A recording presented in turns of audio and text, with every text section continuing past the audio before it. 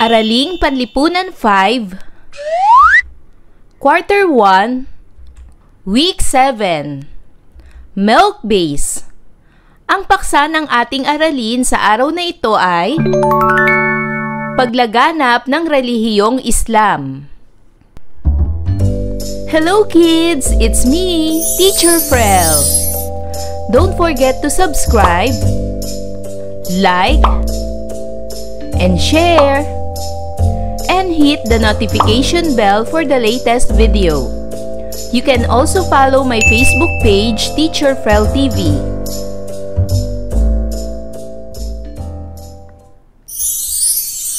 Welcome back mga bata! Sa araw na ito ay pag-aaralan natin sa asignaturang Araling Panlipunan ang tungkol sa paglaganap ng relihiyong Islam sa Pilipinas. Sa araling ito, ikaw ay inaasahan na matatalakay mo ang paglaganap ng relihiyong Islam sa ibang bahagi ng bansa. Ang Islam ay ang relihiyon ng mga Muslim. Pamana ito ng mga Arabe sa ating bansa. Ito ay isang uri ng paniniwalang monoteismo na nangangahulugang pananampalataya sa isang Diyos. Ang salitang Islam ay nangangahulugang pagsuko sa kagustuhan ng Diyos na si Allah. Muslim ang tawag sa mga sumasampalataya sa Islam.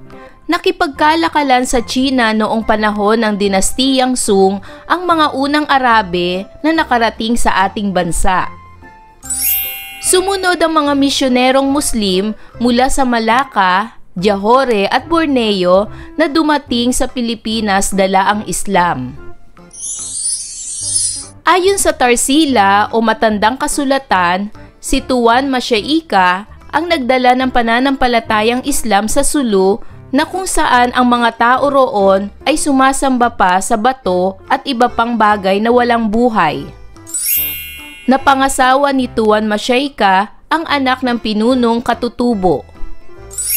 Noong 1380, dumating naman sa Sulu ang Arabong misyonerong si Makdum. Masaya siyang tinanggap ng mga anak ni Tuan Masyaika. Di nagtagal, dumating si Raha Baginda ng Sumatra. Dahil taglay niya ang kaisipang pampulitika, ay nakapagtatag siya ng isang pamayanan sa Sulu. Ito ang Buwansa. Noong 1450, ang kabuhayan ng sinaunang Pilipino ay nakaugnay sa kapaligiran, ang mga kagamitan sa iba't ibang kabuhayan at mga produktong pangkabuhayan. Sa pagdating ni Abu Bakar, ay napangasawa niyang anak ng Raha na si Prinsesa Dayang Paramisula. Pagkamatay ni Raha Baginda, naging kauna-unahang sultan ng Sulu si Abu Bakar. Maraming masjid o ang ibig sabihin ay simbahan at madrasa na ang ibig sabihin ay paaralang Muslim ang kanyang itinayo. Napangasawa ni Kabungsuan ang mga anak na dalaga ng mga datu. Dahil dito, naging pinuno siya ng Malabang at Cotabato.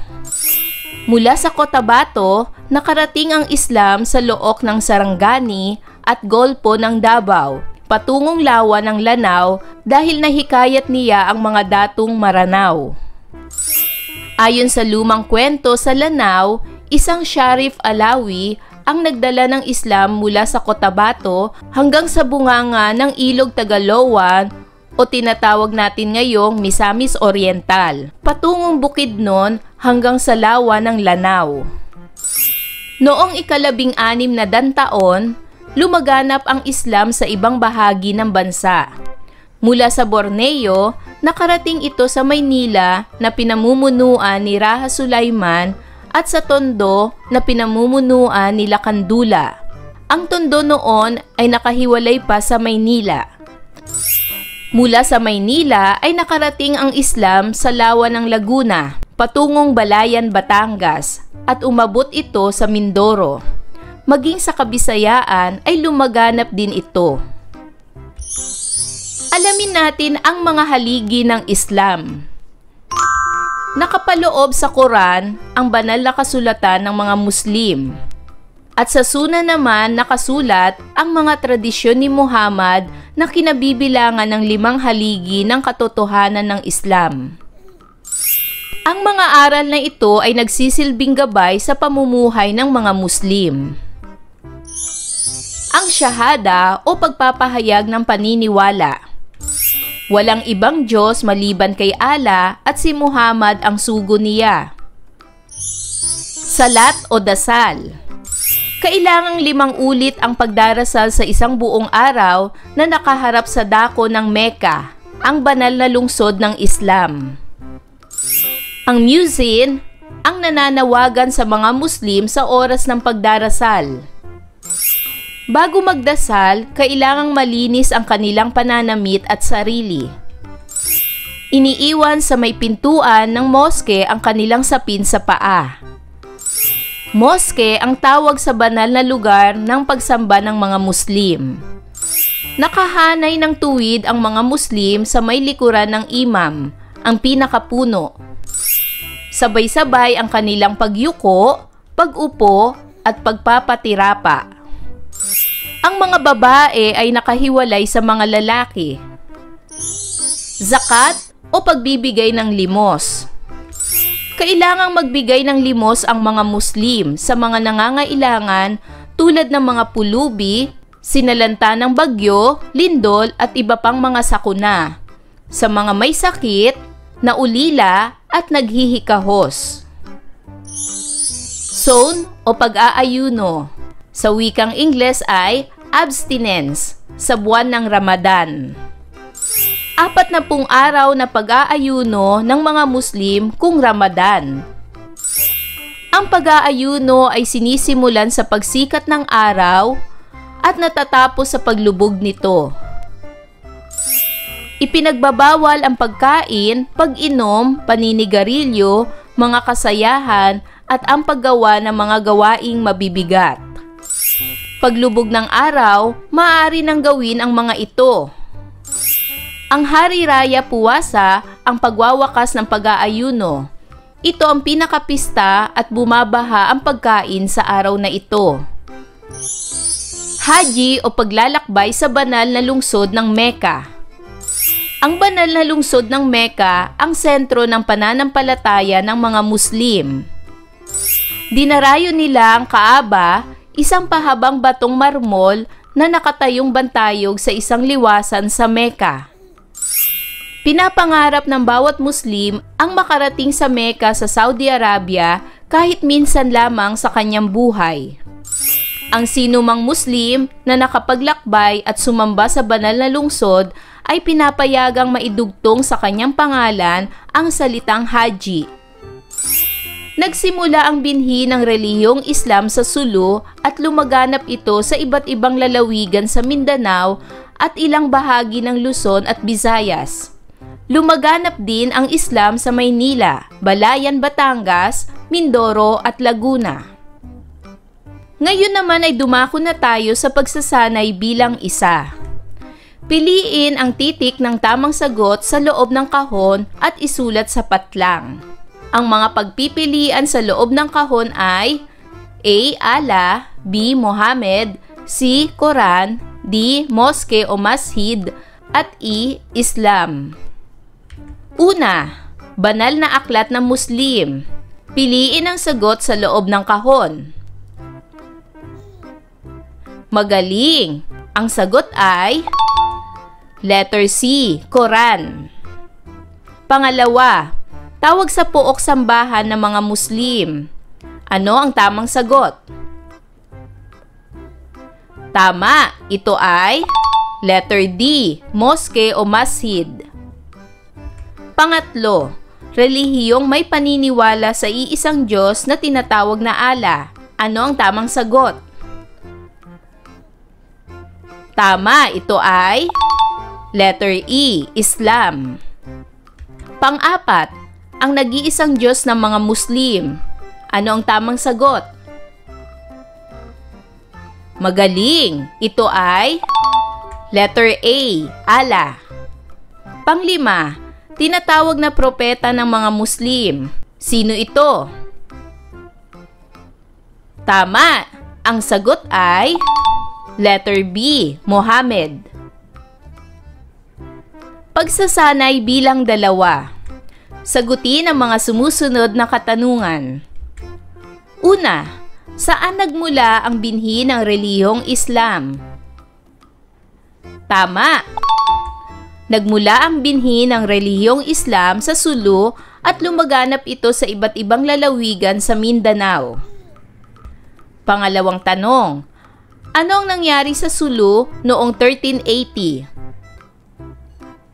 Tama. Noong 1380, dumating sa Sulu ang Arabong misyonerong si Karim ul Makdum mula sa Malacca at nangaral ng Islam. Pangatlong tanong, ano ang itinatag ni Rahab Baginda sa Sulu? Tama! Si Rahab Baginda ay nakapagtatag ng isang pamayanan sa Sulu. Ito ay ang Buwansa. Pang-apat, ano ang ginawa ni Abu Bakar sa Sulu? Tama! Sa pagdating ni Abu Bakar sa Sulu, ay napangasawa niya ang anak ni Rahab Baginda. Siya rin ang naging kauna-unahang sultan ng Sulu. Nagtayo siya ng maraming simbahan at paaralang Muslim. Panglima, paano nakarating sa mga sumusunod na lalawigan ang relihiyong Islam? Tama! Nakipagkalakalan sa China noong panahon ng dinastiyang Sung ang mga unang Arabe na nakarating sa ating bansa. Sumunod ang mga misyonerong Muslim mula sa Malacca, Johore at Borneo na dumating sa Pilipinas dala ang Islam. At pang-anim, ayon sa lumang kwento sa Lanao, sino ang nagdala ng Islam sa Pilipinas at saan ito lumaganap? Tama! Ayon sa lumang kwento sa Lanao, isang Sharif Alawi ang nagdala ng Islam mula sa Cotabato hanggang sa bunganga ng Ilog Tagaloan o tinatawag natin ngayong Misamis Oriental, patungong Bukidnon hanggang sa Lawa ng Lanao. Para naman sa pagsasanay bilang 3, piliin ang titik ng tamang sagot.